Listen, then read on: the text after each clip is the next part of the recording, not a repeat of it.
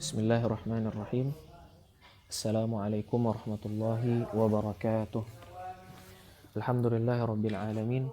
Wa afdalus salati wa atammut taslim ala sayyidina Muhammadin wa ala alihi wa sahbihi ajma'in.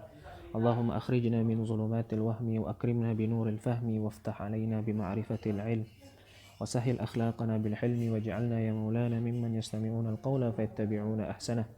نوينا التعلم والتعليم والإفادة والاستفادة والنفع والانتفاع والحث على تمسك بكتاب الله وسنة رسوله صلى الله عليه وسلم والدعاء إلى الهدى والدلالة على الخير وابتغاء مرضاته وقربه وثوابه وفضله سبحانه وتعالى.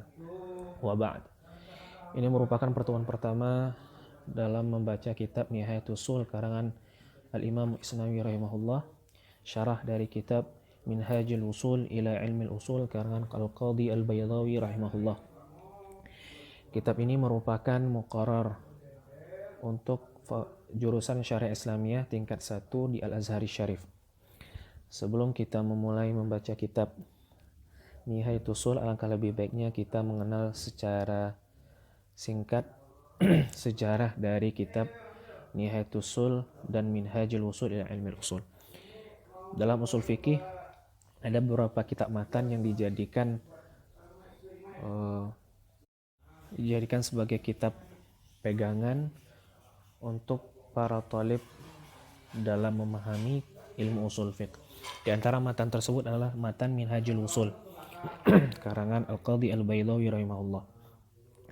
Matan ini merupakan ringkasan dari kitab-kitab yang ada sebelumnya. Kitab Minhajul Ushul ini merupakan ringkasan dari kitab Al-Hasil karangan Imam Tajuddin Al-Armawi, yang mana kitab Al-Hasil tersebut merupakan ringkasan dari karangan guru beliau, yaitu Imam Fakhruddin Ar-Razi. Kitab yang beliau ringkas tersebut adalah kitab Al-Mahsul. Dan kitab Minhajul Ushul merupakan matan yang sangat terkenal di kalangan para ulama. Dan banyak sekali ulama-ulama yang mensyarah kitab Minhajul Ushul, di antaranya Imam Isnawi rahimahullah. Ulama lainnya yang juga mensyarah kitab Minhajul Ushul ini adalah Imam Taqiyuddin As-Subki, ayah dan anak beliau Syekh Tajuddin As-Subki. Kitab tersebut bernama Al-Ibhaj fi Syarhil Minhaj. Dan kitab tersebut ditulis oleh dua orang ulama besar Syafi'iyah. Namun sang ayah yaitu Imam Taqiyuddin As-Subki hanya bisa menyelesaikan kitab tersebut sampai permulaan permasalahan Muqaddimatul Wujub, karena beliau diwafatkan sebelum sempat menyelesaikan kitab tersebut. Kemudian kitab tersebut dilanjutkan oleh anak beliau yaitu Syekh Tajuddin As-Subki Asy-Syafi'i. Di antara ulama lainnya yang juga mensyarah kitab Minhajul Ushul karang Imam Al-Baydawi ini adalah Al-Imam Al-Asfahani. Beliau juga punya syarah terhadap kitab Minhajul Ushul. Dan juga banyak ulama lainnya yang mensyarah kitab tersebut. Tidak hanya dari kalangan mutakallimin, tapi juga dari kalangan fuqaha seperti Imam Al-Badakhshi, yang beliau beri judul syarah Minhajul Ushul tersebut, Minhajul Ushulnya dengan Manahijul Uqul. Dan matan ini adalah matan yang sangat terkenal di kalangan pelajar usul fikih dengan metode al-mutakallimin atau metode jumhur. Dan sebagaimana kita ketahui bahwa Imam Al-Baydawi ini merupakan al-imam fil ma'quli wal manqul. Kepakarannya tidak hanya diakui dari segi ilmu an-naqli, ilmu naqli seperti fikih dan lain sebagainya, tapi beliau juga merupakan pakar dalam ilmu aqli seperti ilmu kalam, ilmu aqidah dan ilmu usul. Baiklah, kita langsung saja memulai membaca kitab Nihayatus Ushul. Pertama kita baca matannya, setelah itu baru kita lanjutkan kepada syarahnya Imam Al-Isnami rahimahullah. Qala al-musannifu rahimahullah, nafa'ana Allah bi'ulumi ulum masyayikhina fid dharain amin. Al-faslu tsalis, fasal yang ketiga. Jadi sebelum ini sebenarnya Qadi Al-Baydawi telah membahas beberapa hal sebagaimana disebutkan oleh beliau di permulaan kitab, bahwa kitab beliau ini beliau bagi menjadi 7 kitab dan 1 muqaddimah. Dan muqaddimah terdiri dari 2 bab. Dan fasal 3 yang kita baca sekarang merupakan fasal yang ada di bab pertama di muqaddimah tersebut. Al-faslu tsalis, fasal yang ketiga, fi ahkamihi, berkaitan dengan hukumnya. Yang dimaksud dengan hukumnya di sini adalah hukum dari hukum tersebut. Apa maksud dari hukum tersebut? Pada fasal yang pertama beliau telah menjelaskan apa itu definisi hukum. Pada fasal yang kedua beliau telah menjelaskan taksimat dari hukum, yaitu hukum syar'i maksudnya. Maka pada fasal yang ketiga ini beliau akan menjelaskan mengenai hal-hal yang berkaitan dengan hukum syar'i. Jadi fi ahkamihi merupakan mudhaf dan mudhafun ilaih. Ahkam merupakan jamak dari hukum. Ahkam di bagian yang pertama, yaitu bagian mudhaf, itu hukum yang bermakna secara lughatan. Sedangkan dhamir yang juga makna hukum itu pada mudhafun ilaih, hukum dengan makna syar'i, itu khitabullah al-muta'alliqu bi af'alil mukallafin. Maka pada ibarah fi ahkami tidak terjadi idhafatu syai' ila nafsi, karena masing-masing hukum memiliki makna tersendiri. Oke, kita lanjutkan. Wa fihi masailu. Dan pada fasal ini terdapat beberapa masalah. Di dalam fasal yang ketiga ini Qadi Al-Baydawi menyebutkan 7 masalah yang berkaitan dengan hukum. Kemudian berkata Al-Matin, itu Al-Qadi Al-Baydawi, Al-Ula yang pertama. Maksudnya yang pertama di sini adalah yang pertama dari masalah-masalah yang beliau sebutkan di fasal 3 ini. Al-Ula itu merupakan sifat dari mausuf yang dihapuskan, dan takdirnya al-mas'alatul ula, masalah yang pertama. Itu masalah yang pertama dari masalah-masalah yang beliau sebutkan di fasal 3 ini. Kemudian berkata Qadi Al-Baydawi, fil wajibil muayyani wal mukhayyari, dalam wajib atau pada wajib muayyan dan mukhayyar. Jadi pada masalah yang pertama ini beliau akan memaparkan kepada kita semua apa yang dimaksud dengan wajib muayyan dan wajib al-mukhayyar. Baiklah, sebelum kita lanjutkan ada perlu digarisbawahi bahwa wajib di sini maksudnya adalah khitabullah al-muta'alliqu bi af'alil mukallafin. Bukan wajib yang bermakna sesuatu yang wajib dikerjakan dan berpahala jika dikerjakan dan berdosa ketika ditinggalkan. Bukan itu maksud wajib di sini, karena pembahasan usul fikih itu hanya membahas khitab syar'i, bukan ta'alluq dari khitab syar'i tersebut. Maka pemakaian wajib di sini oleh Imam Baydawi tajawuz fil ibarah. Nah, kemudian berkata Qadi Al-Baydawi, al-wujubu qad yata'allaqu bi muayyanin. Wajib itu kadangkala berkaitan dengan sesuatu yang muayyan. Ibarah yang kita baca barusan ini merupakan penjelasan beliau tentang wajib al-muayyan. Jadi ketika beliau, jadi yang dimaksud dengan wajib muayyan di sini adalah wajib atau khitab Allah terhadap mukallaf untuk mengerjakan sebuah perbuatan yang telah ditentukan. Yang telah ditentukan maksudnya tidak ada pilihan di sana. Contohnya perintah Allah untuk mengerjakan salat, wa aqimus shalah. Maka kerjakanlah salat. Perintah Allah kepada mukallaf untuk mengerjakan salat itu perintah yang tidak boleh ditinggalkan atau tidak boleh diganti dengan mengerjakan perbuatan lain. Maka ketika perintah Allah aqimus shalah, maka si mukallaf mesti mengerjakan salat, tidak boleh mengganti salat dengan mengerjakan perbuatan lain. Itu yang dimaksud dengan wajib al-muayyan. Oke. Kemudian juga beliau katakan di sini al-wujub qad yata'allaqu bi muayyan. Beliau mencoba untuk membagi wajib berdasarkan ta'alluqnya kepada al-ma'muri bihi. Membagi wajib berdasarkan ta'alluqnya kepada al-ma'mur bihi. Karena pada permasalahan kedua, beliau nanti akan membahas wajib juga, tapi ta'alluqnya berkaitan dengan ta'alluq wajib tersebut kepada waktu.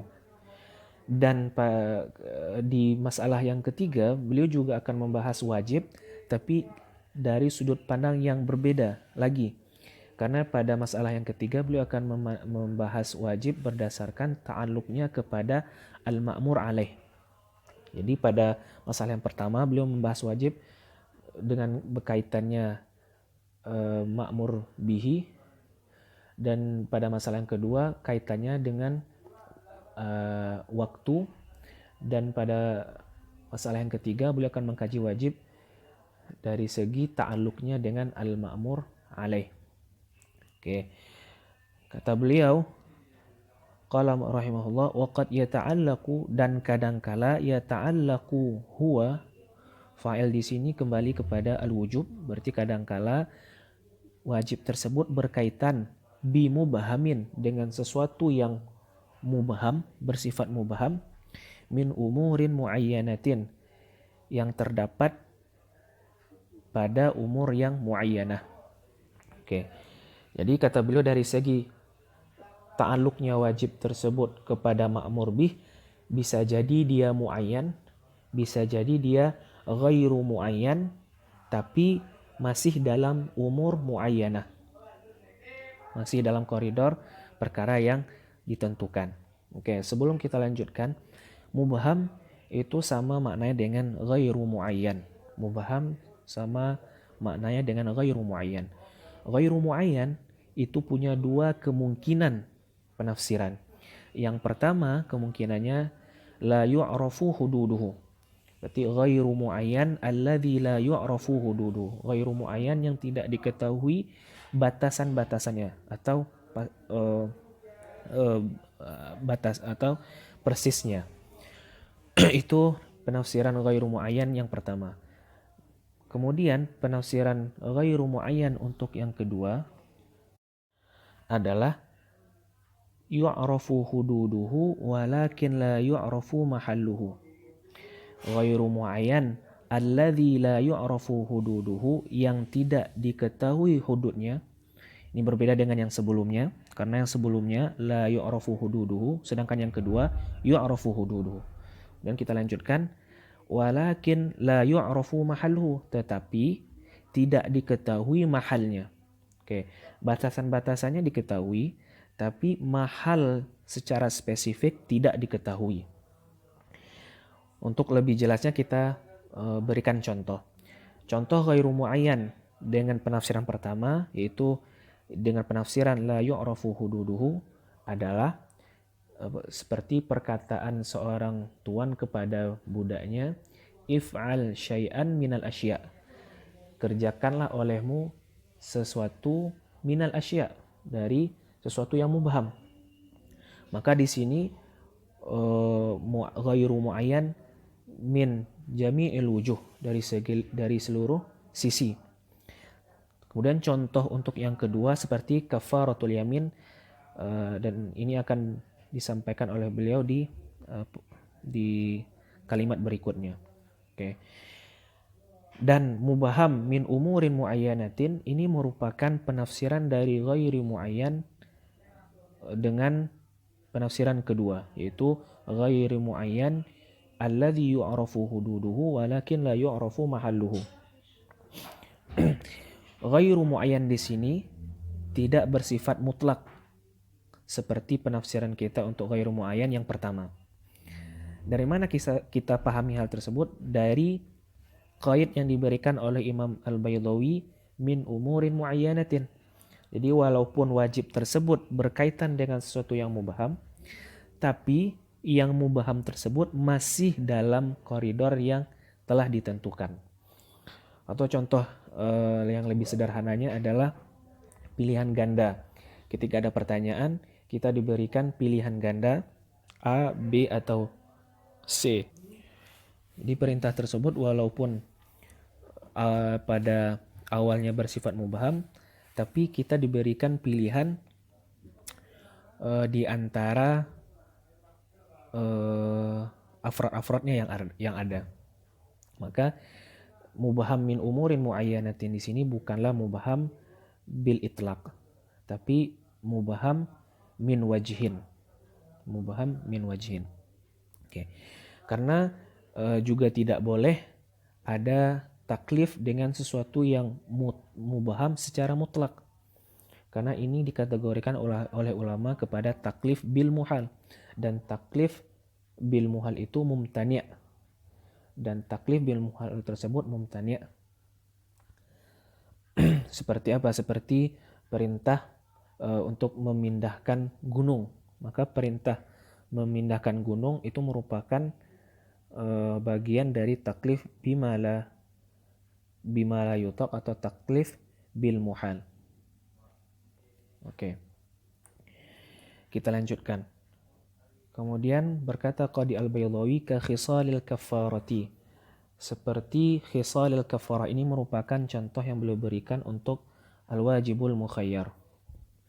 Kata beliau di antara contoh wajib mukhayyar tersebut adalah khisalil kafarah, yaitu pilihan dalam kafaratul yamin. Jadi kafarah di sini adalah kafaratul yamin. Dan masalah kafaratul yamin ini telah disebutkan dalam Al-Quran dalam surah Al-Maidah ayat 89 yang berbunyi la yu'akhidhukumullahu billaghwi fi aymanikum walakin yu'akhidhukum bima aqadtumul ayman fakaffaratuhu, maka kafarahnya itu kafarah melanggar sumpah adalah it'amu asyarati masakin min awsati ma tut'imuna ahlikum. Dan adalah engkau memberi makan 10 orang miskin dari makanan yang biasa engkau berikan kepada keluargamu. Atau yang kedua, kiswatuhum, atau memberikan mereka pakaian. Au tahriru raqabah, atau memerdekakan budak. Dalam kafaratul yamin ini ada 3 pilihan yang Allah berikan kepada orang yang ingin membayar dendanya. Pertama, al-it'am, al-kiswah, wal al-'itq atau al-i'taq. Maka ada sifat takhir di sini, yaitu boleh memilih it'am atau kiswah atau al-i'taq. Maka jelas sekali contoh atau kesesuaian antara contoh dengan al-wajibul mukhayyar, dengan kaidah yang kita baca barusan. Kemudian contoh yang kedua, contoh yang belum berikan untuk wajib mukhayyar, wa nasbi ahadil musta'iddaini lil imamati, dan memilih salah satu dari 2 orang yang siap atau mampu lil imamati untuk menjadi pemimpin. Di sini juga ada takhir, karena kita memilih salah satu dari kandidat yang ada untuk kita angkat menjadi pemimpin. Oke. Kemudian apa alasan beliau memberikan 2 contoh di sini? Karena biasanya dalam kitab-kitab turas, setiap contoh yang diberikan itu ada alasan tersendiri. Sebagaimana dalam contoh kita barusan. Jadi alasan Imam Al-Baydawi memberikan contoh yang pertama itu khisalil kafarah, ini adalah untuk wajib mukhayyar yang boleh dikerjakan seluruh afrodnya atau dipilih seluruh afrodnya. Nah, bagi orang yang ingin membayar denda melanggar sumpah, boleh memberikan makan sekaligus memberikan pakaian sekaligus memerdekakan budak. Itu alasan belum memberikan contoh yang pertama dengan khisalil kafarah. Ini mewakili bagian wajib mukhayyar yang boleh dikerjakan seluruh afrodnya. Kemudian alasan belum memberikan contoh yang kedua dengan bolehnya memilih salah satu kandidat yang ada untuk dijadikan pemimpin, ini merupakan contoh untuk bahagian dari wajib mukhayyar yang tidak boleh dipilih atau dikerjakan seluruh afrodnya. Jadi kalau yang pertama tadi boleh dipilih atau dikerjakan seluruh afrodnya, sedangkan contoh yang kedua itu untuk wajib mukhayyar yang tidak boleh memilih atau mengerjakan seluruh afrodnya. Karena tidak boleh bagi kita untuk memilih lebih dari satu pemimpin atau satu khalifah. Hanya diperbolehkan satu saja. Jika satu orang sudah terpilih, maka otomatis yang lainnya, kandidat yang lainnya gugur. Jadi ini alasan beliau memberikan dua contoh dalam wajib mukhayyar, karena masing-masing mewakili bagian yang boleh dipilih atau dikerjakan seluruhnya, dan yang satu lagi bagian yang tidak boleh dipilih atau dikerjakan secara bersamaan. Oke, ini merupakan pendapat Imam Al-Baydawi dan Jumhur berkenaan tentang wajib mukhayyar. Jadi secara umum pendapat atau ibarah beliau ini beliau ingin menyampaikan dari ungkapan barusan bahwa yang wajib itu satu di antara pilihan yang ada dan tidak ditakyin pilihan tersebut. Boleh pilih yang mana saja. Itu maksud dari ungkapan beliau barusan. Dan ini nanti akan semakin jelas ketika kita membaca syarah Imam Al-Isnawi rahimahullah. Dan kita lanjutkan. Waqalatil Mu'tazilah, berkata orang-orang Mu'tazilah, dan ini merupakan mazhab yang kedua dalam wajib al-mukhayyar. Karena dalam wajib mukhayyar ini ada 3 mazhab yang beliau sampaikan kepada kita. Dan mazhab yang pertama itu mazhab beliau dan jumhur. Mazhab kedua mazhab Mu'tazilah yang akan kita baca setelah ini. Waqalatil Mu'tazilah, berkata orang-orang Mu'tazilah, al-kullu wajib. Al-kullu wajib. Secara harfiah al-kullu wajib maknanya seluruhnya wajib. Ungkapan al-kullu wajib ini memiliki dua penafsiran. Penafsiran yang pertama sesuai dengan makna harfiahnya, itu al-kullu wajib, seluruhnya wajib. Dalam artian seluruh afrad yang ada dalam umur muayyanah tersebut wajib dikerjakan. Kita ambil contoh kafaratul yamin. Dalam kafaratul yamin tadi ada it'am, ada iksa, ada i'taq. Maka dengan penafsiran pertama terhadap al-kullu wajib, yaitu seluruhnya wajib, berarti seluruhnya yaitu it'am, iksa, dan i'taq wajib dikerjakan oleh mukallaf. Ini adalah pendapat sebahagian dari al-Mu'tazilah. Dan pendapat ini selaras dengan salah satu kaidah mereka, yaitu at-tahsin wa takbih al-aqliyan. Mereka berpendapat bahwa tahsin wa takbih, yaitu menganggap sesuatu itu baik dan buruk, itu bisa memakai nalar, bisa memakai hukum akli. Karena menurut mereka, kenapa kalau memang yang wajib itu cuma satu, Allah berikan pilihan kepada mukallaf. Tadi kan kita katakan bahwa yang wajib itu salah satu dari afrad yang ada. Bisa jadi it'am, bisa jadi kiswa, bisa jadi al-i'taq. Maksudnya yang manapun dipilih itu akan menggugurkan kewajiban si mukallaf. Tapi menurut orang Mu'tazilah, kalau memang hanya dengan mengerjakan satu di antara 3 hal tersebut sudah menggugurkan kewajiban, lalu apa fungsi dua sisanya? Tidak mungkin Allah memberikan pilihan, memberikan 2 lagi kalau tidak ada fungsinya, karena fi'lul abath itu mustahil bagi Allah Subhanahu wa taala. Maka kata mereka, walaupun ada pilihan, tetap harus mengerjakan seluruhnya. Berarti bagi Mu'tazilah dengan penafsiran pertama, al-it'am wal kiswah wal itqu ini wajib dikerjakan semua. Tidak boleh memilih untuk mengerjakan salah satu dari yang 3. Ini penafsiran pertama untuk al-kullu wajib. Untuk al-kullu wajib ini ada penafsiran kedua. Penafsiran kedua ini selaras dengan mazhab al-jumhur berkenaan tentang al-wajib al-mukhayyar. Oke, dan penafsiran kedua ini yang disampaikan oleh Imam Al-Baydawi yang beliau tuliskan di Minhajul Usul. Kita baca redaksinya. Kata beliau, Qala rahimahullah, ala makna itu dengan makna annahu bahwasanya al-kullu tersebut la yajuzul ikhlalu bil jami', tidak boleh ditinggalkan atau tidak dikerjakan seluruhnya, wala yajibul ityanu bihi maksudnya bil jami', wala yajibul ityanu bil jami', dan juga tidak wajib mengerjakan seluruhnya. Ya, kata beliau, al-kul wajib itu maknanya adalah tidak boleh untuk meninggalkan seluruhnya, juga tidak wajib mengerjakan seluruhnya. Dari sini bisa kita lihat bahwa dengan penafsiran seperti ini, maka tidak ada perbedaan antara mazhab al-Mu'tazilah dengan mazhab jumhur.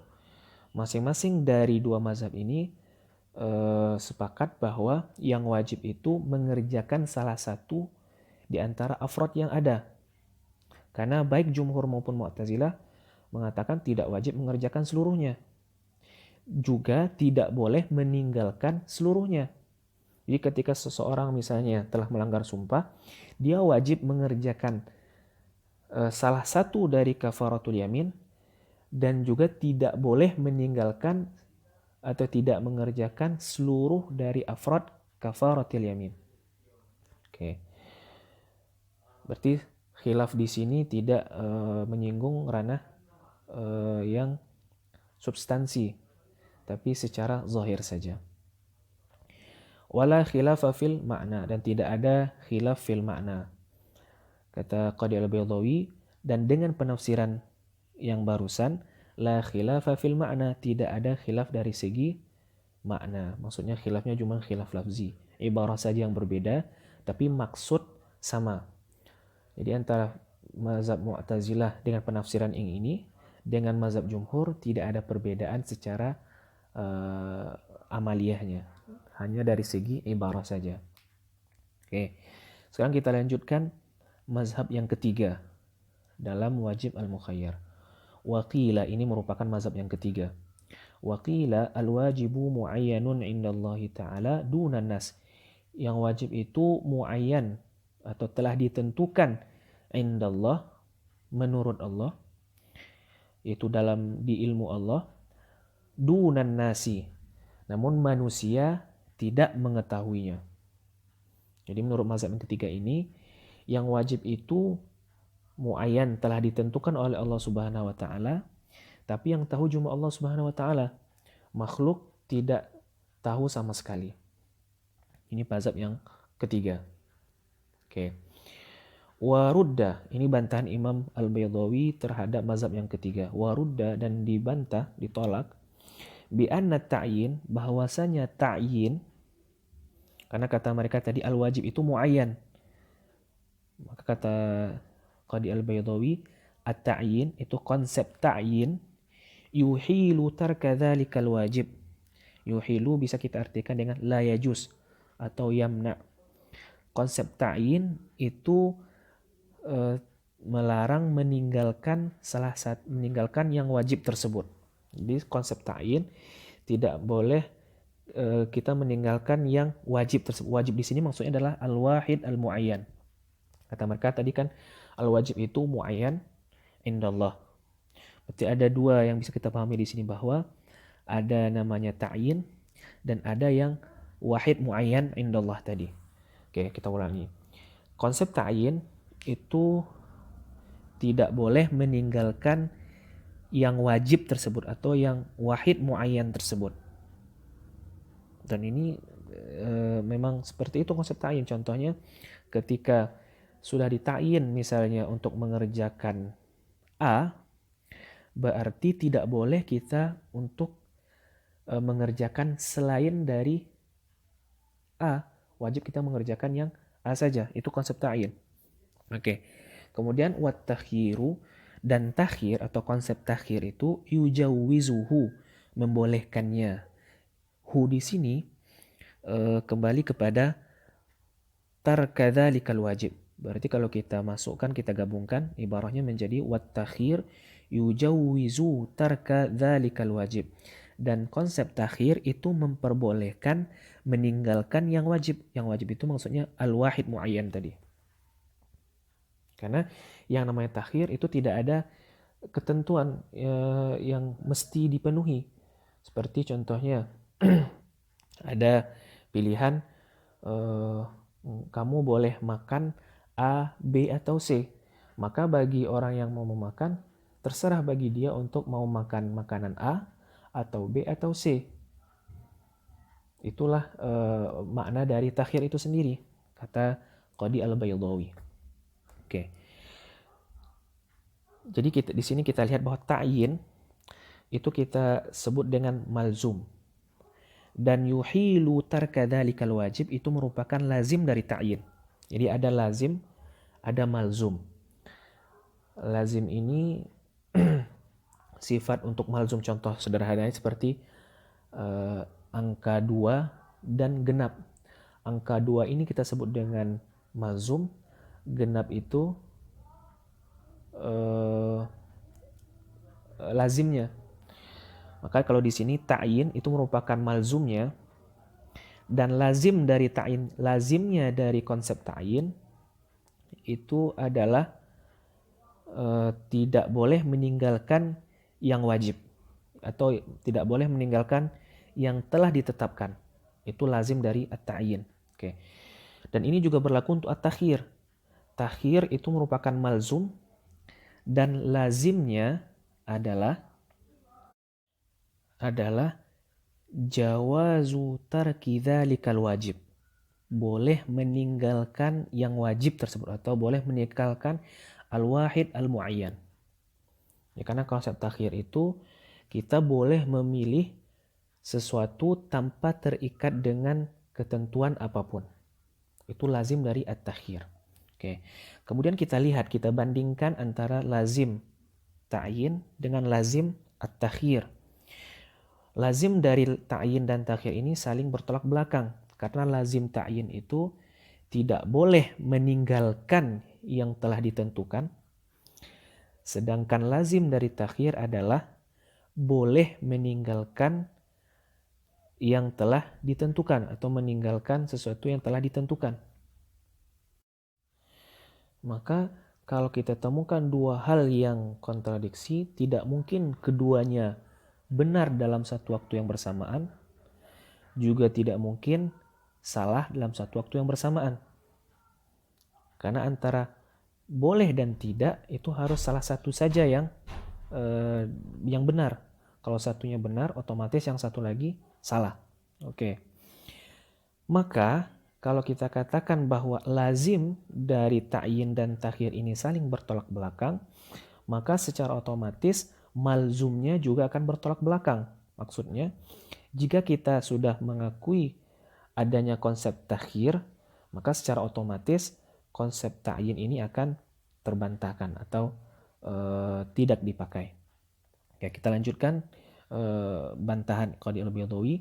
Wa sabata ittifaqan, fa'il dari sabata adalah huwa, dan kembali kepada at-takhir. Maksudnya wa sabata at-takhiru ittifaqan fil kafarati, dan telah tetap takhir atau telah sepakat adanya takhir fil kafarati dalam masalah kafaratul yamin.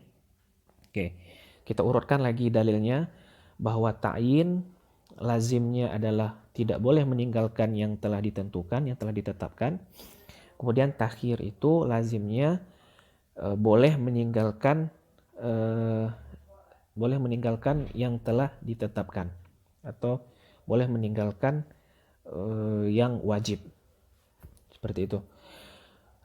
Tapi sepakat ulama bahwa takhir itu berlaku pada kafaratul yamin.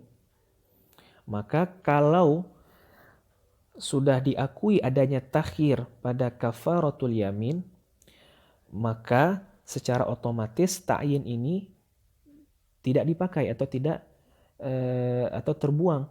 Karena tadi kita katakan bahwa antara takhir dan ta'yin ini saling kontradiksi. Kalau salah satunya benar, maka yang satunya lagi mesti salah. Dan dikatakan bahwa yang takhir sabata fil kafarati, berarti dipakai takhir, konsep takhir dalam kafaratul yamin. Maka secara otomatis konsep ta'yin terangkatkan atau tidak dipakai. Oke. Fantafal awal, maka ternafikanlah atau tertolaklah yang pertama. Yang pertama maksudnya di sini adalah at-ta'yin. Jadi al-awal maksudnya adalah at-ta'yin. Maka kalau sabata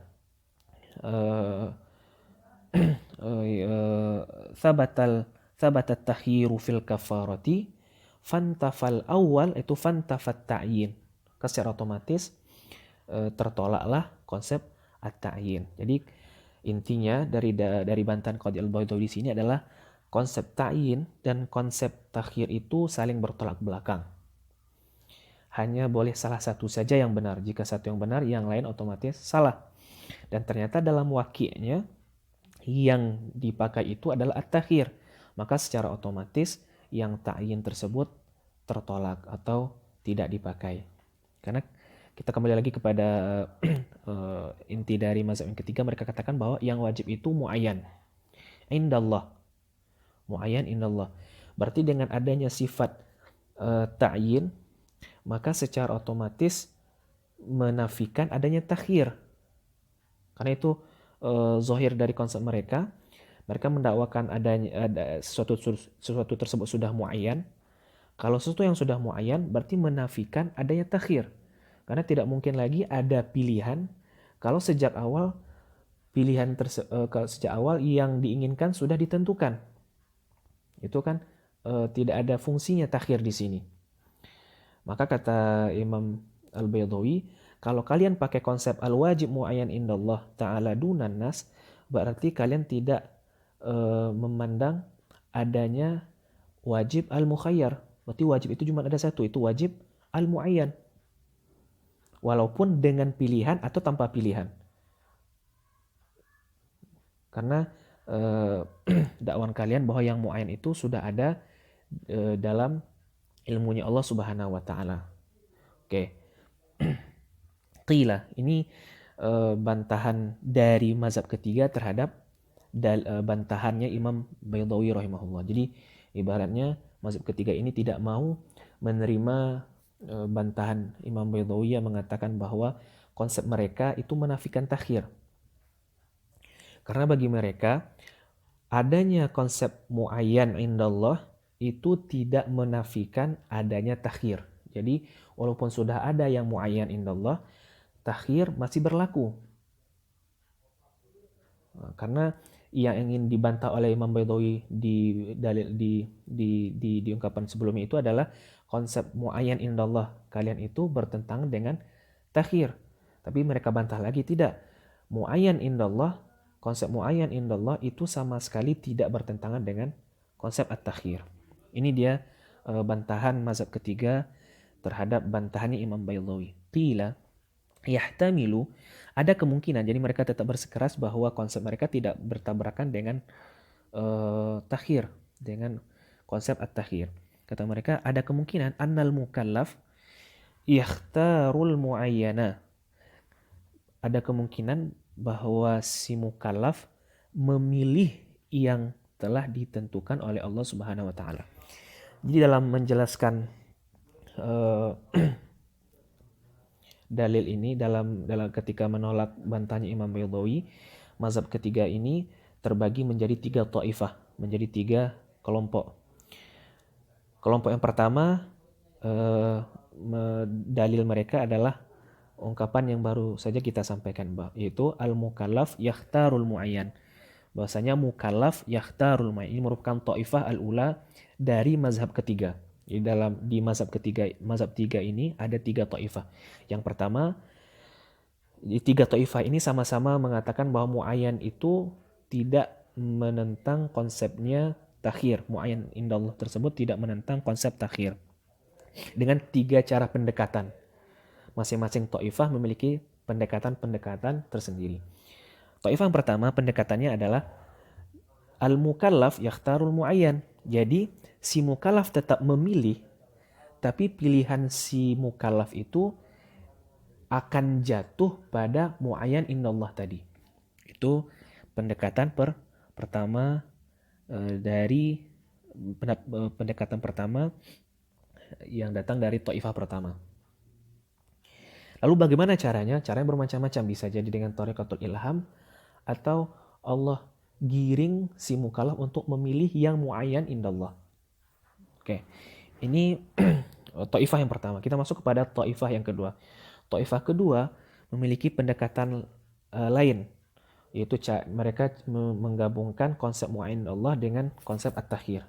Pendekatannya seperti ini, sebagaimana disampaikan oleh Imam Baydawi, au yu'ayyinu ma yakhtaruhu, atau mukallaf tersebut, atau yu'ayyinu, kita ulangi, au yu'ayyinu ma yakhtaruhu, au yu'ayyinu fa'ilnya huwa, dan huwa di sini maksudnya adalah Allah Subhanahu wa taala.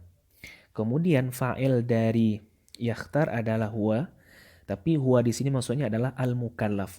Kalau kita bacakan fa'ilnya akan berbunyi au yu'ayyinullahu ma yakhtaruhu al-mukallafu. Atau ini taifah yang kedua, atau Allah akan mentakyin apa yang telah atau apa yang dipilih oleh si mukallaf. Takyin Allah itu akan muncul, akan baru ada setelah pilihannya si mukallaf. Jadi urutannya, kalau di taifah yang pertama takyin itu sudah ada, kemudian Allah giring si mukallaf untuk memilih yang muayyan itu sudah ada, kemudian Allah giring si mukallaf untuk memilih yang muayyan tersebut. Sedangkan pada taifah yang kedua urutannya adalah takhir dulu, setelah itu baru ada muayyan indallah. Jadi caranya menurut mereka muayyan itu tetap di sisi menurut Allah Subhanahu wa taala, tapi muayyan tersebut atau ta'yin tersebut muncul setelah adanya pilihan si mukallaf. Maka tetap ada apa namanya jalan keluar bagaimana menggabungkan konsep muayyan indallah dengan konsep at-takhir. Ini menurut taifah yang kedua. Kita lanjutkan pendekatan menurut taifah yang ketiga dari mazhab yang ketiga. Kata mereka, kata taifah yang ketiga, au yasqutu bi fi'li ghairihi. Yasqutu di sini maksudnya yasqutu wujubul ityan, gugurnya kewajiban untuk mengerjakan yang wajib tersebut atau yang muayyan menurut Allah tersebut, bi fi'li ghairihi, dengan mengerjakan yang lainnya. Yang lainnya maksud di sini adalah ghairi al muayyan indallah. Kita ulangi, au yasqutu wujubu ityanil muayyani indallahi bi fi'li ghairil muayyan indallah. Kata taifah yang ketiga, atau bisa jadi gugur kewajiban mengerjakan yang muayyan indallah tersebut dengan mengerjakan yang bukan muayyan indallah. Contohnya, misalnya Allah mentakyin yang wajib bagi si mukallaf adalah al-it'am dalam kasus kafaratul yamin. Tapi si mukallaf ternyata memilih al-iksa. Contoh, walaupun mukallaf memilih iksa, tetap gugur kewajibannya membayar kafaratul yamin, karena posisi iksa di sini menggantikan al-it'am, yang mana it'am tersebut adalah yang muayyan indallah Subhanahu wa taala. Ini menurut pendapat taifah yang ketiga, konsep takhir itu ada, itu ketika si mukallaf memilih iksa tadi, dan sekaligus konsep muayyan indallah itu juga ada, yaitu al-muayyan tadi adalah al-it'am. Lalu bagaimana menyelesaikannya? Menurut mereka, posisi iksa itu badal untuk al-it'am. Oke. Jadi ini adalah 3 taifah dalam mazhab yang ketiga berkenaan tentang pendapat mereka yang mengatakan bahwa wajib itu muayyan indallah, sekaligus boleh dipakaikan konsep takhir. Sekarang kita masuk kepada bantahan Qadhi al-Baydawi terhadap masing-masing dari 3 taifah barusan. Wa ujiba 'anil awal, dan dijawab untuk yang pertama atau bantahan untuk taifah yang pertama, untuk dalil yang pertama, annahu, bahwasanya konsep kalian tadi, kata Imam al-Baydawi, yujibu tafawutal mukallafina fihi. Itu melazimi berbeda-bedanya mukallaf fihi atau fil wajibi. Jadi fihi maksudnya fil wajibi. Kita ulangi, annahu yujibu kita maknai dengan yalzam, annahu yalzamu tafawutul mukallafina fil wajibi. Dengan perkataan kalian tadi bahwa al-mukallaf yakhtarul muayyan, ini akan melazimi, akan mengakibatkan tafawutul mukallafina fil wajib, perbedaan mukallaf dalam mengerjakan yang wajib. Contohnya, si A memilih melakukan it'am, B memilih melakukan iksa, dan yang C memilih mengerjakan al-i'taq. Maka bagi si A yang wajib itu adalah al-it'am. Kalau dia mengganti al-it'am dengan iksa, maka belum gugur kewajibannya. Lalu yang B, yang wajib baginya itu adalah al-iksa. Kalau dia mengganti al-iksa dengan al-i'taq, maka tidak gugur kewajibannya. Begitu pula dengan yang C, yang wajib baginya adalah i'taq.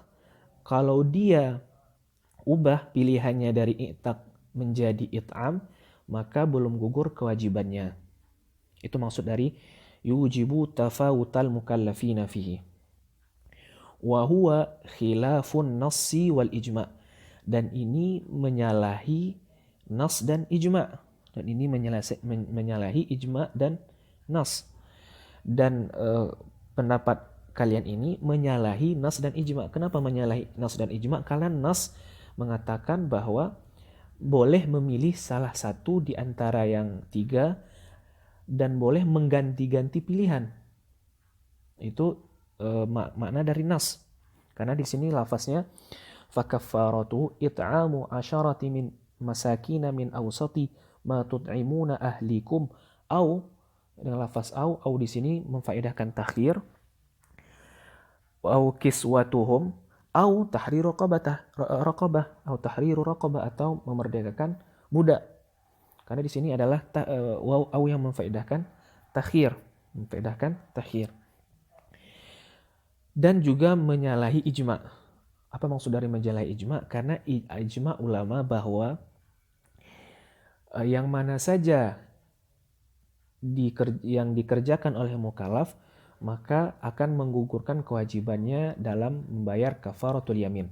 Dan juga ijma' ulama bahwa boleh bagi mukallaf untuk mengganti pilihannya dari it'am menjadi iksa atau menjadi i'taq. Itu adalah makna dari nas dan ijma' ulama. Dan berdasarkan nas dan ijma' ini tidak sesuai dengan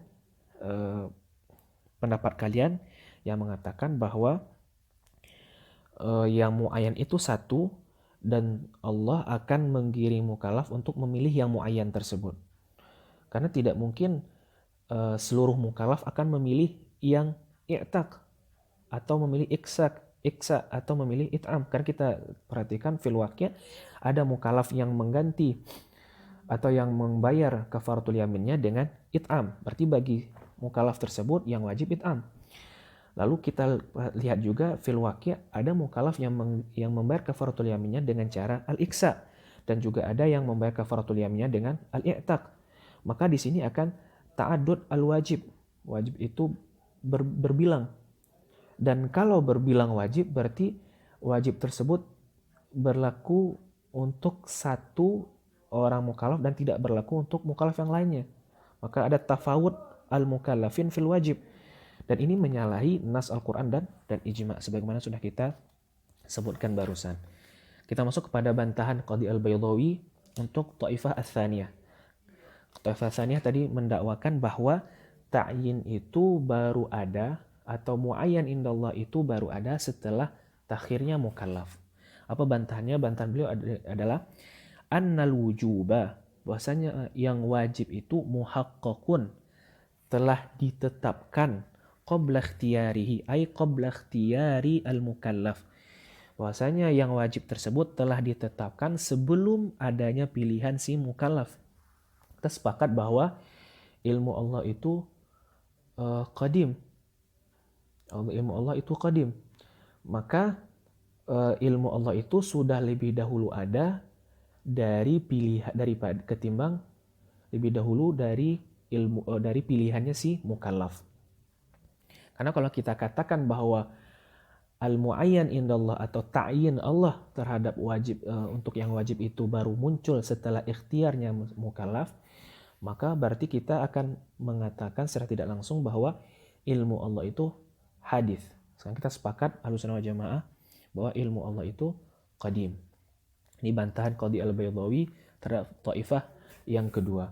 Kemudian kita lanjutkan bantahan beliau terhadap Taifah ats-tsalisah. Yang mana Taifah ats-tsalisah tadi mengatakan bahwa walaupun yang mu'ayyan itu sudah ditetapkan oleh Allah dan si mukallaf tidak mengerjakannya, tidak melakukan yang sudah muayyan tersebut, tetap dia dianggap telah gugur kewajibannya karena yang dia kerjakan tersebut mewakili atau dianggap badal dari muayyan indallah. Bantahannya adalah annal ati, ini adalah ijma ulama, annal ati bi ayyiha, sesungguhnya mukallaf jika mengerjakan yang mana saja dari pilihan yang ada, jadi annal ati bi ayyiha, sesungguhnya yang melakukan bi ayyiha yang mana saja dari antara pilihan yang ada, atin telah dianggap mengerjakan atau telah mengerjakan bil wajibi dengan yang wajib ijma'an, secara ijma'. Jadi ijma' mengatakan bahwa mukallaf jika memilih salah satu dari pilihan yang ada, misalnya memilih it'am saja, atau memilih iksa, atau memilih i'taq, maka dia sudah mengerjakan yang wajib, bukan dia mengerjakan badal dari yang wajib. Itu ijma' ulama. Maka dengan ijma' ini terpatahkanlah pendapat Taifah yang ketiga dari mazhab yang ketiga. Ini merupakan penjelasan matan Minhajul Ushul, dan kita sekarang masuk kepada syarah Imam Al-Isnawi rahimahullah. Aqulu, jadi kata-kata aqulu ini tanda kita masuk kepada syarah Nihayatus Sul. Biasanya diawali dengan perkataan aqulu. Aqulu maksudnya saya berkata, itu Imam Isnawi berkata. Aqulu, saya berkata, kata Imam Isnawi, aqadal musannifu hadzal fasla li ahkamil hukmi syar'i. Lihat, di awal kita katakan tadi bahwa ahkamihi, jangan disangka bahwa ahkami ini idhafatu syai' ila nafsi, mengidhafahkan sesuatu kepada dirinya. Karena ahkam yang pertama maksudnya adalah hukum dari segi makna lughah, makna lughatannya. Sedangkan hukmu dhafnya itu itu hukum yang bermakna istilahi. Kata beliau, aqadal musannif di sini maksudnya adalah Qadhi al-Baydawi. Itu musannif membuat fasal ini li ahkamil hukmi syar'i, untuk hukum syar'i, untuk hukum syar'i, untuk hukum syar'i. Maksudnya untuk hal-hal yang berkaitan dengan hukum syar'i. Jadi musannif membuat fasal ini untuk ahkam dari hukum syar'i. Oke. Wa ja'alahu mustamilan ala sab'i masail, dan menjadikan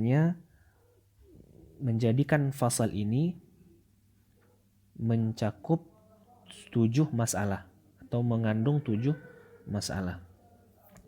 Wal Imamu Fakhruddin, dan Imam Fakhruddin, jadi lafaz imam jika disebutkan dalam kitab usul fiqh atau ilmu kalam, ini biasanya kembali kepada Imam Fakhruddin Ar-Razi yang wafat pada tahun 606 Hijriah. Karena lafaz imam itu jika dipakaikan atau disebutkan dalam kitab fikih Syafi'i itu punya makna lain, makna yang berbeda, bukan Fakhruddin Ar-Razi tapi Imam Al-Haramain Al-Juwaini.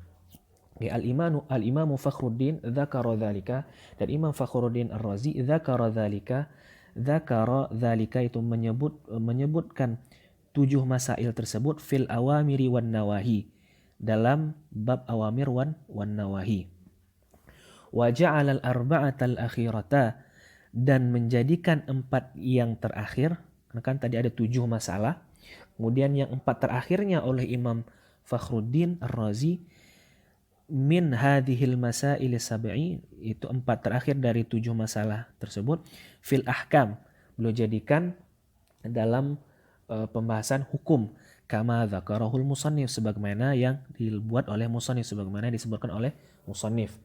Wa amma thalathatul ula, adapun yang 3 pertama, maksud 3 pertama dari 7 masalah tersebut, faja'alaha, beliau jadikan fi aksami, atau beliau masukkan kepada pembahasan aksamil hukmi, la fi ahkamihi, bukan pada pembahasan ahkamil hukmi syar'i.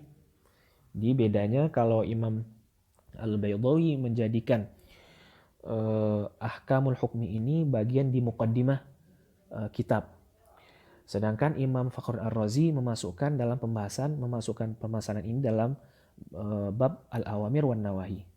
Tidak sampai di sana, Imam Fakhr Ar-Razi, yang mana kitab ini merupakan kitab asli dari Minhajul Usul, karena Minhajul Usul tadi merupakan ringkasan dari Al-Hasil ringkasan dari Al-Mahsul.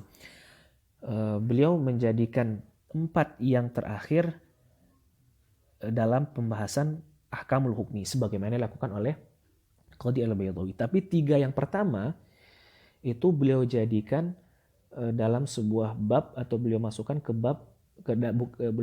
kepada pembahasan aksamil hukmi, bukan kepada ahkamil hukmi sebagaimana dilakukan oleh Qadhi Al-Baydawi. Faqala, ini merupakan ibarah Imam fil Mahsul yang dinukilkan oleh Syekh Imam Al-Isnawi, kata beliau, faqala an-nazarul awal fil wujub, pembahasan pertama mengenai wujub, wal bahthu imma fi aqsami, dan pembahasan wujub itu bisa jadi fi aqsami, berkaitan dengan pembahagiannya, au ahkami, atau hukum-hukumnya atau hal yang berkaitan dengannya.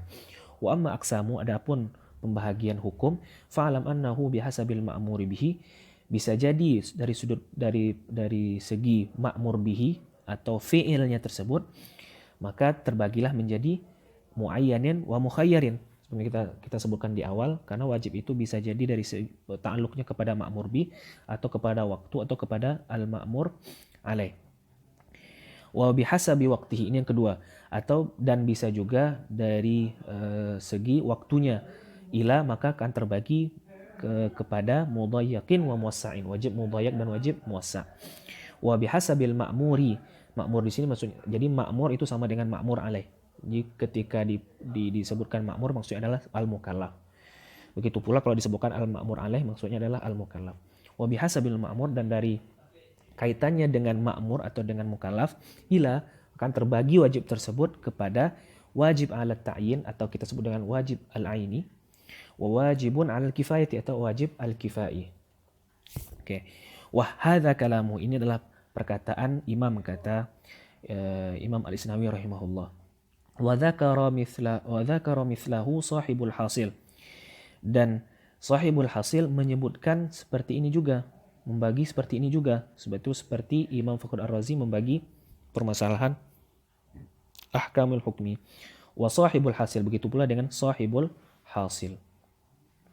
Wal musannifu ja'ala al-kulla fi ahkamil hukmi wa laysa bijayyidin, dan musannif itu Qadhi Al-Baydawi menjadikan seluruhnya fi ahkamil hukmi, dalam pembahasan ahkamil hukmi, wa laysa bijayyidin, dan ini tidak baik, tidak bagus, kata beliau. Tsumma innahu atlaqal hukma, kemudian innal musannif atlaqal hukma, memakaikan kata hukum, itu ahkamul hukmi, dan ini menimbulkan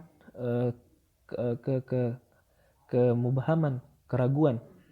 Wa inna ma hiya aqsamun lil wujubi khasatan, karena sebenarnya yang beliau bahas dalam ahkamul hukum itu merupakan aksam dari wujub, bukan ahkamul wujub. Karena yang khusus berkaitan dengan hukmi syar'i itu 4 terakhir. Sedangkan 3 yang pertama itu sebenarnya lebih cocok dimasukkan kepada aksamun lil wujub, bukan ahkamul hukmi. Oke, sekarang kita akan masuk kepada pembahasan inti, atau kita kembali kepada pembahasan al-wajib al-muayyan dan wajib al-mukhayyar. Qala Imam Al-Isnawi rahimahullah, al-mas'alatul ula, masalah yang pertama, fi inqisamil ma'muri bihi ila muayyanin wa mukhayyarin.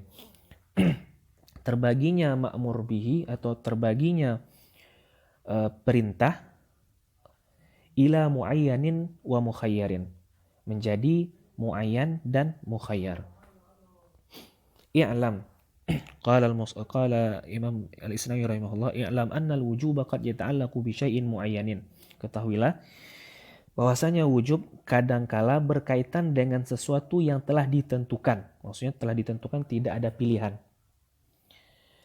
Kas-salati, seperti contohnya as-salah, wal haji wa ghairi dzalika, seperti salat, haji dan kewajiban-kewajiban lainnya. Karena pada salat kita tidak punya pilihan untuk mengerjakan selain salat. Atau ketika kita sudah memenuhi syarat-syarat untuk melakukan haji, maka perintah haji sudah berada, kita sudah ditaklif untuk mengerjakan haji. Dan ketika kita sudah punya kewajiban untuk haji, kita tidak punya pilihan untuk mengganti dari mengerjakan haji. Maksudnya kita tidak ada pilihan untuk tidak mengerjakan haji. Dan contoh-contoh yang lainnya, seperti contohnya zakat. Ketika kita sudah punya kewajiban zakat, kita tidak boleh menggantinya dengan cara lain, mesti kita tunaikan zakat. Oke, kita lanjutkan. Kemudian qala Imam Al-Isnawi rahimahullah, wa yusamma wajiban muayyanan, dan hal ini disebut dengan wajib muayyan. Oke, kita lanjutkan kepada bagian yang kedua. Waqad yata'allaqu, dan kadangkala yata'allaqu al-wujub, wujub tersebut biwahidin mubhamin, dengan satu perkara yang mubham, tapi dengan catatan min umurin muayyanatin, masih dalam perkara yang muayyanah. Ai bi ahadiha, atau maksud dari min umurin mubhamin, wahidin mubhamin min umurin muayyanatin, au bi ahadiha, atau salah satu dari umur muayyanah tersebut. Jadi umur muayyanah di sini punya beberapa afrad, dan kita diwajibkan untuk mengerjakan salah satu dari afrad yang ada. Wa yusamma, dan dinamakan hal tersebut wajiban mukhayyaran, wajib mukhayyar. Thumma, kemudian hadza ala qismaini, wajib mukhayyar ini ada dua bentuk, memiliki dua bentuk. Yang pertama, faqismun yajuzul jam'u baina tilkal umuri. Pembahagian yang pertama, yajuzul jam'u, boleh mengerjakan seluruhnya atau boleh menggabungkan baina tilkal umur, di antara pilihan-pilihannya yang ada. Maksudnya ada kalanya wajib mukhayyar tersebut boleh dikerjakan seluruh afrad-afradnya, seluruh pilihannya, seluruh khususiatnya. Wa takunu aydan afraduha mahsuratan. Ini merupakan karakteristik dari wajib mukhayyar yang boleh dikerjakan seluruh afradnya. Apa itu? Takunu afraduha, afradnya, yaitu pilihannya tersebut, mahsuratan, terbatas. Mahsuratan, terbatas, seperti contohnya kafaratul yamin tadi, pilihan terbatas pada 3 hal, itu it'am, iksa, dan i'taq. Kata beliau, ka khisalil kafarati, seperti khisalil kafarah, fa innal wujuba ta'allaqa biwahidin, karena sesungguhnya wajib tersebut berkaitan dengan salah satu, minal it'ami wal kiswati wal itqi, baik itu it'am dan kiswah dan al-itqi, memerdekakan budak.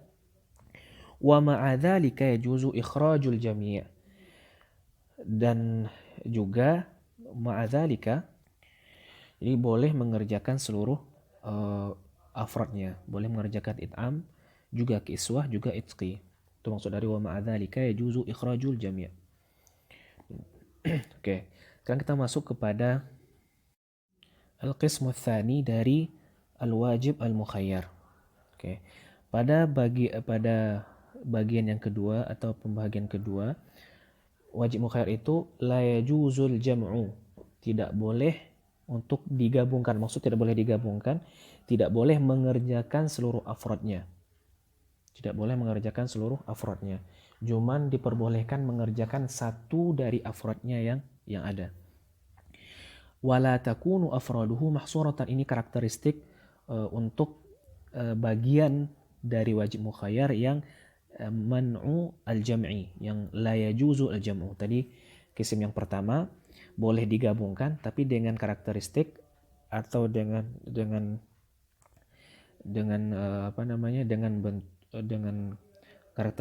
karakteristik bahwa afrodnya mahsurah. Kita ulangi. Untuk al-qismu tsani yang mana la yajuzul jam'u, karakteristiknya adalah afrodnya ghairu mahsuratin, la takunu afraduha mahsuratan. Contohnya adalah kama idza matal imamul a'zam, apabila meninggal al-imamul a'zam itu khalifah, wa wajadna jama'atan, dan kita dapati jama'atan sekelompok orang, qad ista'addu, telah memiliki kesiapan lil imamati, yang telah memenuhi kriteria, yang telah memenuhi persyaratan lil imamah, untuk diangkat menjadi pemimpin. Maksudnya ijtama'at fihimus syara', itu telah terkumpul pada diri mereka itu syarat-syarat untuk menjadi pemimpin. Fa innahu yajibu 'alan nasi, maka tatkala itu diwajibkan kepada orang-orang atau masyarakat, ayyan sibu, untuk memilih minhum, di antara mereka, wahidan, satu orang saja.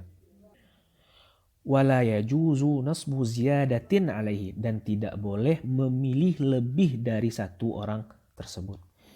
Dan di matan ibarah qadi itu sangat ringkas, yaitu wa nasbi ahadil musta'iddaini lil imamati.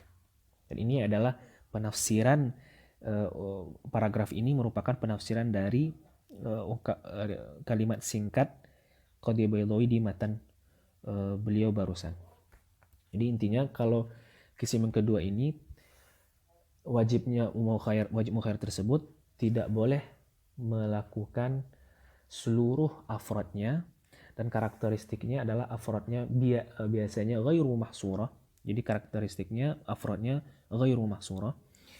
Seperti contohnya memilih orang untuk menjadi pemimpin. Misalnya ketika diadakan pencalonan pemilihan, ada 5 orang yang memenuhi syarat. Tapi ketika diangkat untuk menjadi pemimpin, hanya boleh 1 orang saja di antara 5 orang tersebut. Tidak boleh kelima orang tersebut sekaligus menjadi pemimpin. Oke, kita lanjutkan. Setelah beliau menyebutkan pembahagian dari wajib mukhayyar, bahwa wajib mukhayyar tersebut ada kalanya boleh al-jama', ada kalanya man'u al-jam'i atau la yajuzu al-jam'u.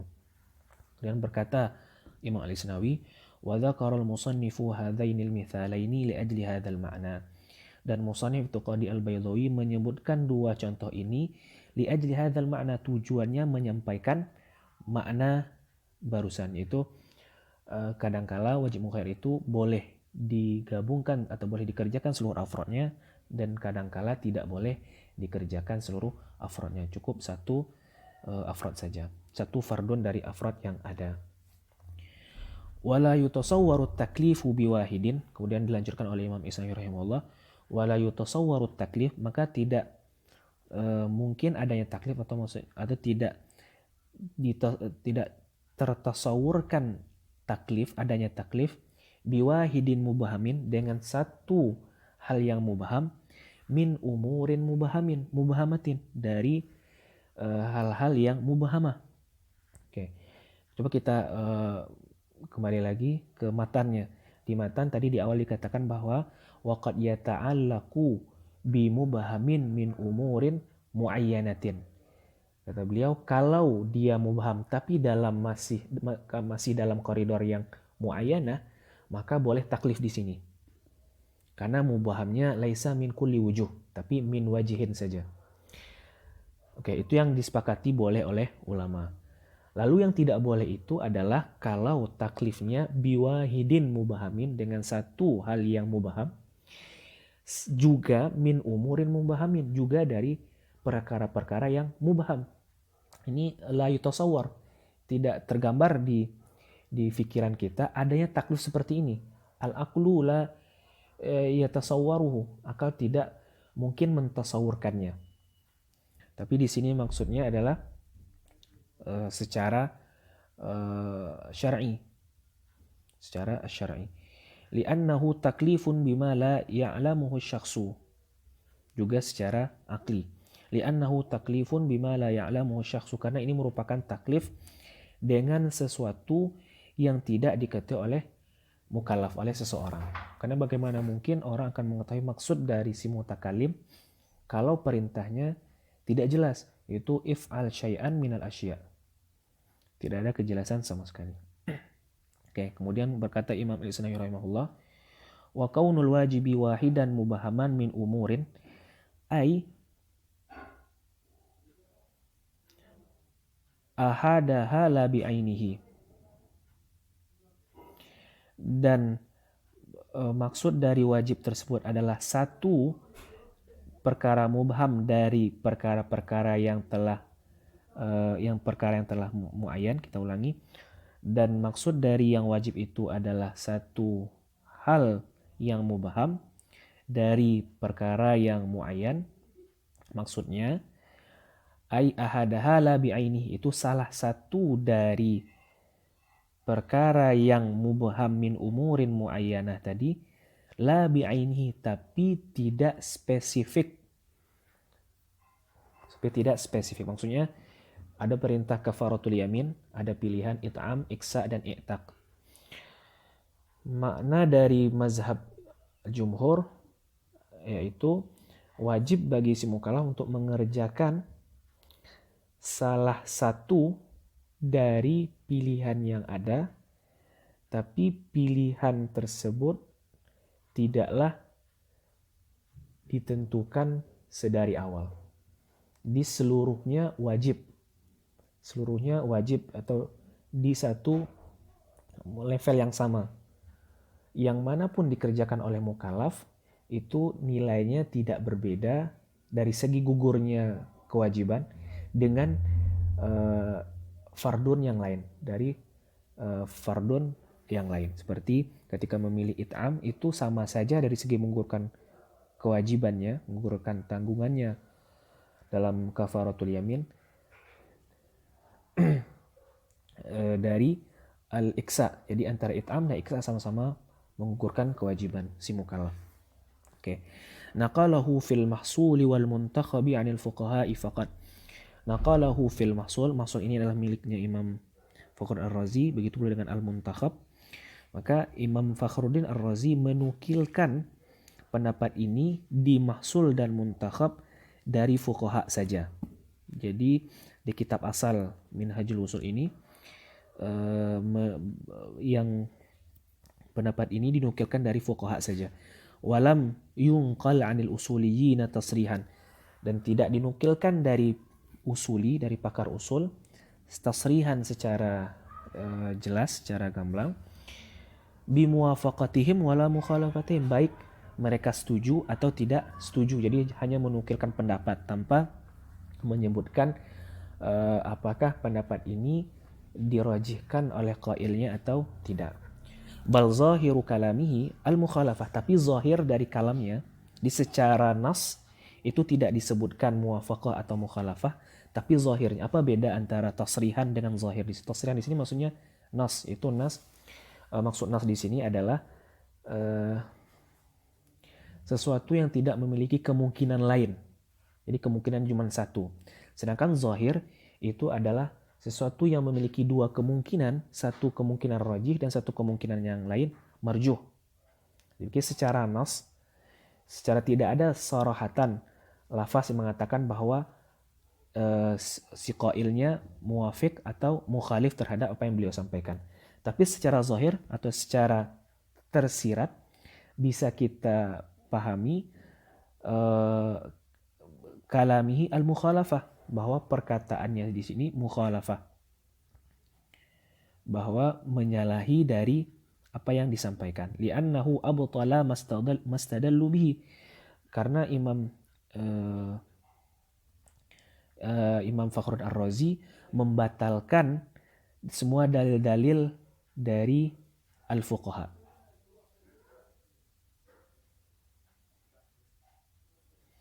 Jadi tadi kan kita dikatakan bahwa Imam Fakhruddin Ar-Razi menukilkan perkataan pendapat dari fuqaha di kitab beliau Mahsul dan Muntakhab, tapi beliau tidak menukilkan tarjih dari para usuli.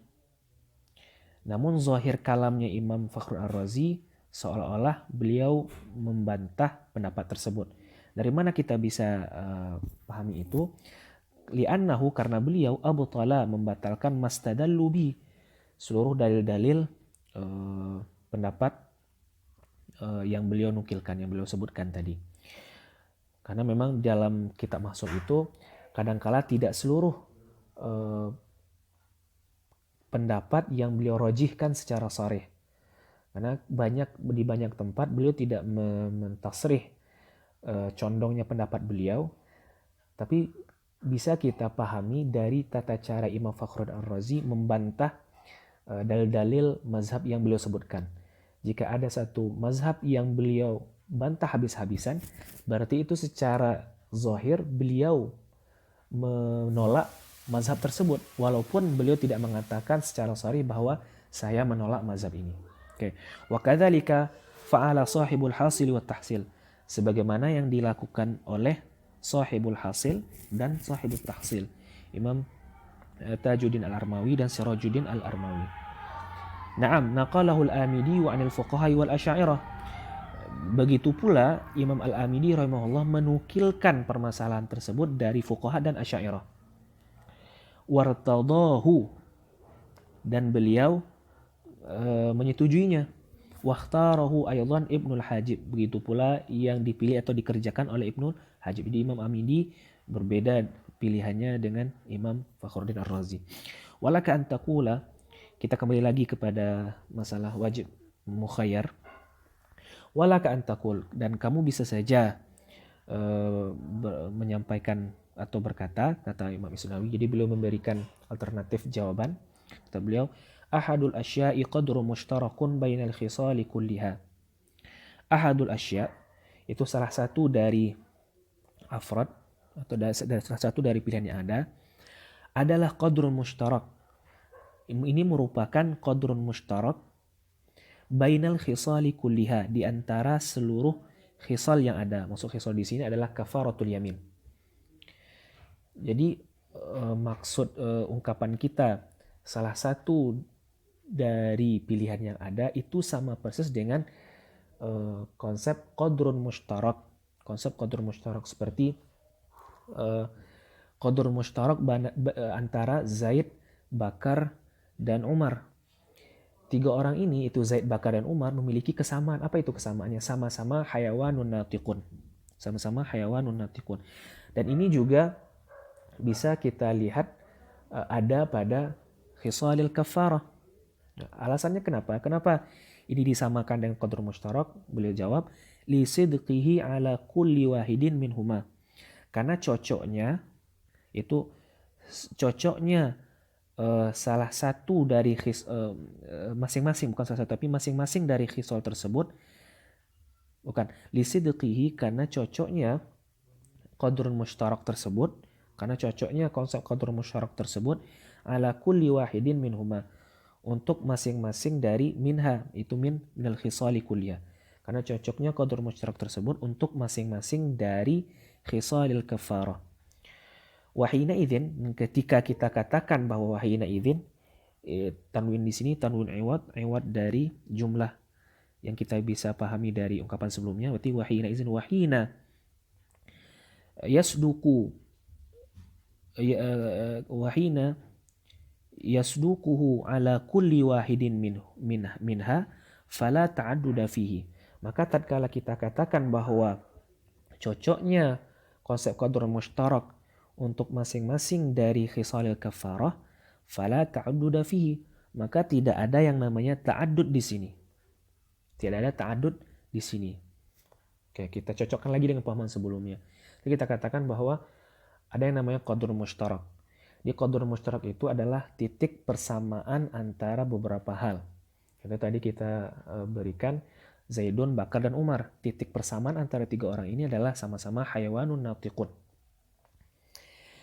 Maka kalau kita katakan bahwa qadr mushtarak tersebut ada pada setiap khisalil kafarah, berarti tidak ada takhir, tidak ada ta'addud di sana. Maka tidak ada pilihan di sana. Karena yang sebenarnya wajib itu adalah qadrun mushtarak tadi. Tapi kebetulan mahalnya berbilang, itu ada pada it'am, ada iksa, dan i'taq. Jadi kita sekarang memandang wajib itu pada qadrun mushtaraknya, bukan pada mahalnya. Maka di sini kata beliau, wahina izin, ketika kita katakan bahwa qadrun mushtarak tersebut cocok ala kulli wahidin minhuma fala ta'duda fihi, maka tidak ada ta'adud di sini. Oke. Wa innamat ta'addudu fi mahallihi, hanya saja ta'addud tersebut atau adanya adanya kemungkinan untuk memilih fi mahallihi, pada mahalnya, pada mahal dari fi mahal dari qadrun mushtarak tersebut. Jadi ada qadrun mushtarak. Apa qadrun mushtarak itu? Titik persamaan antara masing-masing afrad. Dan khitab wajib itu, ijab itu, khitab yang ijab itu diperuntukkan kepada qadr mushtarak. Maka fala ta'adduda fihi. Tapi karena qadr mushtarak tersebut berada pada tiga mahal yang berbeda, maka disinilah baru ada ta'addud. Baru ada ta'addud. Kita lanjutkan. Li'annal mutawati'ah, jadi beliau analogikan dengan mutawati. Li'annal mutawati'ah mawdu'un li ma'nan wahidin. Diperuntukkan untuk satu makna, shadiqin ala afradin, yang cocok untuk seluruh afradnya. Jadi jadi kita kenal ada namanya lafaz mutawati. Apa itu lafaz mutawati? Sederhananya lafaz mutawati itu adalah sebuah lafaz yang memiliki satu makna dan makna tersebut bisa dipakaikan untuk seluruh afradnya. Bisa dipakaikan untuk seluruh afradnya. Kal insani, seperti lafaz insan. Lafaz insan itu punya satu makna, yaitu hayawanun natiqun. Berbeda dengan lafaz ain. Lafaz ain itu memiliki banyak makna. Bisa jadi maknanya al-zahab atau al-syams atau al-jasus dan lain sebagainya. Jadi satu lafaz memiliki banyak makna.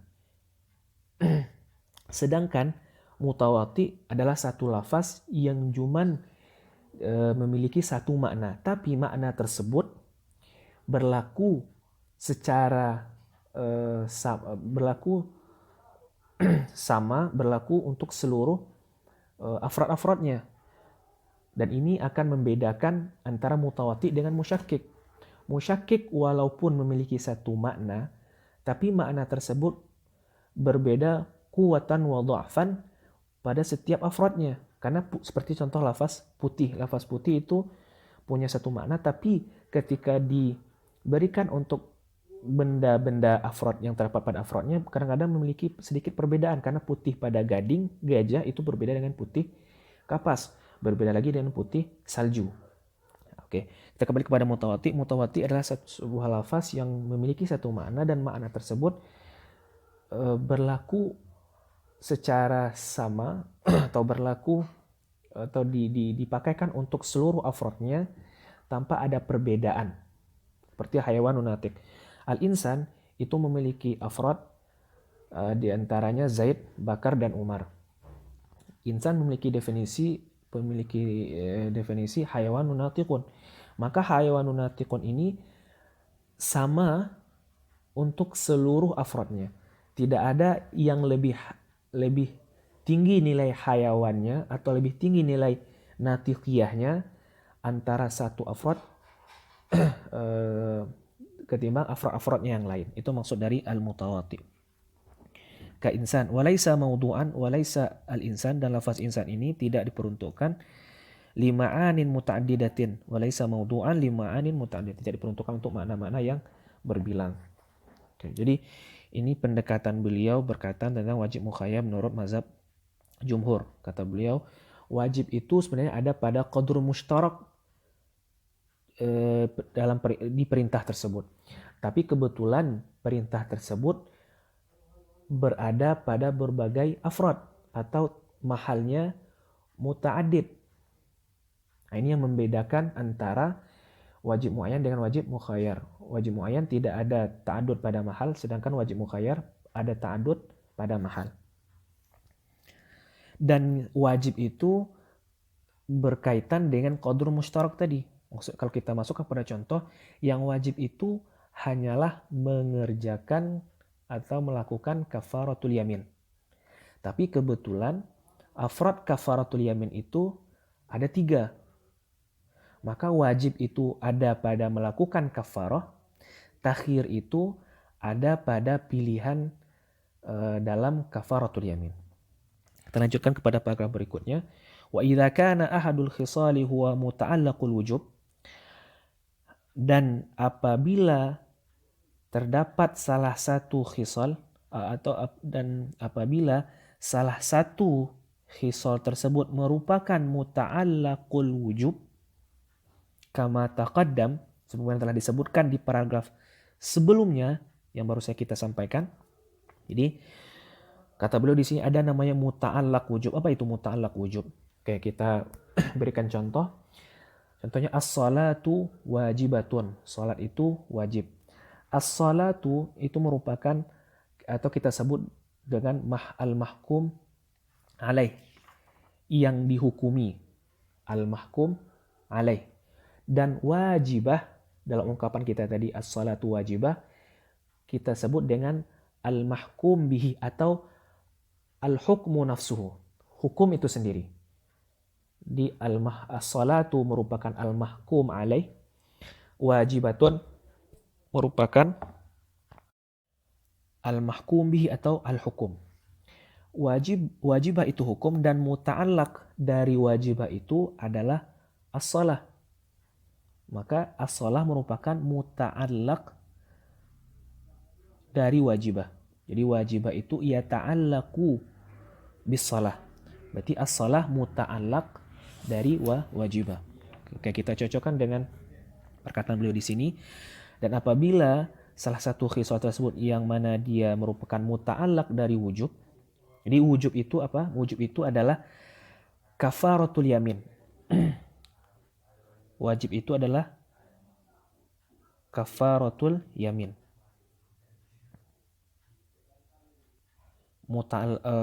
Kita ulangi.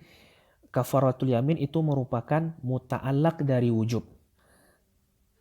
Kafaratul yamin itu hukumnya wajib. Jadi ketika ada orang yang berjanji kemudian dia bersumpah kemudian dia melanggar sumpahnya, maka wajib baginya untuk membayar kafaratul yamin. Berarti kafaratul yamin mahkum alaih, dan wajibah merupakan hukum untuk kafaratul yamin. Maka wajibah di sini ya tata'allaqu bi kafaratul yamin. Maka kafaratul yamin merupakan muta'allaq dari hukum wajib tersebut. Oke, jadi kata beliau, idza kana ahadul al-khisali huwa muta'allaqul wujub kama taqaddama istahala fihi at-takhir. Mustahil di sana ada sifat takhir. Oke, atau kalau kita gambarkan lebih jelas, ada yang namanya kafaratul yamin. Kafaratul yamin ini hukumnya wajib bagi orang yang memang melanggar sumpahnya. Oke, sampai di sana paham. Kemudian kafaratul yamin itu sendiri memiliki 3 afrad, 3 pilihan, itu it'am, iksa, dan i'taq. Jadi kalau kita bagankan, di kanan itu ada kafaratul yamin, di kiri ada hukumnya wajibah. Dan di bawah dari kafaratul yamin yang kanan tadi itu ada 3 afrad, it'am, iksa, dan i'taq. Oke. Kata beliau, idza kana ahadul khisal, salah satu khisal yang mana dia merupakan muta'allaq dari wujub. Disebut di hadul khisal itu muta'allaq wujub karena dia merupakan afrad dari kafaratul yamin. Istahala fihi takhir, mustahil padanya tersebut terdapat takhir. Jadi kita pandang afrad dari atau ahad khisal tersebut mewakili dari kafaratul yamin. Jadi disebutkan khisal, tapi yang diinginkan adalah kafaratul yaminnya. Maka kata beliau, pada kafaratul yaminnya tidak ada makna takhir di sana. Karena ketika seseorang melanggar sumpahnya, tidak ada pilihan bagi mukallaf tersebut kecuali membayarkan kafaratul yamin. Itu maksud dari la takhira, istahala fihi at-takhir. Oke, kita lanjutkan. Wa innamat takhiru fil khususiyat. Hanya saja takhir itu ada pada khususiyatnya, yaitu ada pada afrad dari kafaratul yamin. Jadi yang wajib itu satu sebenarnya. Apa itu? Kafaratul yamin. Tapi kebetulan kafaratul yamin ini punya afrad, maka pada afrad tersebutlah ada sifat takhirnya. Itu maksud dari ibarah beliau, wa innamat takhir fil khususiyat. Beliau lanjutkan, wahiyya khususul it'am, dan itu adalah khusus it'am, contohnya awil kiswah atau memberikan pakaian, atau al-i'taq atau memerdekakan. Falladhi, ini penting, kata beliau, falladhi huwa muta'allaqul wujub la takhira fihi. Maka yang merupakan muta'allaq wujub tidak ada takhir di sana. Apa itu muta'allaq wujub? Muta'allaq wujub adalah kafaratul yamin. Seperti yang telah kita sampaikan tadi, bahwa hukum tersebut mesti ada muta'allaqnya. Dan pada kasus kita sekarang, muta'allaq dari wujub tersebut adalah kafaratul yamin. Kata beliau, muta'allaq wujub yang mana dia itu adalah kafaratul yamin, la takhira fi, tidak ada sifat takhir di sana. Karena ketika seorang melanggar sumpah, dia tidak punya pilihan kecuali membayarkan kafaratul yamin. Oke, kita lanjutkan, walladhi huwa muta'allaqut takhir, dan yang merupakan muta'allaq dari takhir, la wujuba fihi, tidak ada hukum wajib di sana. Apa itu muta'allaq takhir? Muta'allaq takhir adalah khisal kafarah atau 3 pilihan dalam kafaratul yamin. Bukankah pilihan tadi yang sebagaimana kita sampaikan itu ada pada khisal, ada pada afrad khisal, bukan pada kafaratul yaminnya. Maka kata beliau, walladhi huwa muta'allaqut takhir, yang mana muta'allaq takhir, apa saja muta'allaq takhir? Al-it'am, wal-iksa, wal-i'taq, la wujuba fihi, tidak ada hukum wajib di sana. Jadi kita bedakan antara mahal takhir dengan mahal wujub. Wujub itu berada pada kafaratul yamin, membayarkan kafaratul yamin. Dan takhir itu berada pada afrad dari kafaratul yamin. Maka pada mahal wujub la takhira fihi, karena wajib itu cuma satu, itu kafaratul yamin. Dan pada muta'allaq takhir tidak ada wujub di sana, karena muta'allaq takhir itu khusus untuk sifat takhir saja, tidak ada sifat wujubnya. Jadi yang diwajibkan itu adalah kafaratul yamin, pilihannya ada pada afrad kafaratul yamin. Wa hadza nafi'un, dan ini pembahasan ini nafi', bermanfaat, fi katsirin minal mabahis al-atiyah, untuk banyak pembahasan yang akan datang. Fafhamhu, maka pahamilah. Itulah penjelasan beliau berkenaan tentang wajib mukhayyar menurut mazhabnya al-jumhur rahimahullah. Setelah itu beliau berkata, wa alam annal musannifa haka fi hadhil mas'alati thalathata mazahib. Dan untuk pembahasan mazahib kan kita lanjutkan di pertemuan berikutnya. Semoga apa yang kita sampaikan bisa dipahami bersama. Wa fil khitami nas'alullaha ta'ala ay yu'allimana ma yanfa'una wa yanfa'ana ma 'alimna wa yazidana ilman wa yaj'ala ma qulnahu wa ma sami'nahu zadan ila husni masirin ilaih wa i'tadan ila yaumil qudumi alaih innahu bikulli jamilin kafil wa hasbuna wa ni'mal wakil wa sallallahu wa sallim wa barik ala sayyidina Muhammadin wa ala alihi wa sahbihi ajma'in Wassalamualaikum warahmatullahi wabarakatuh.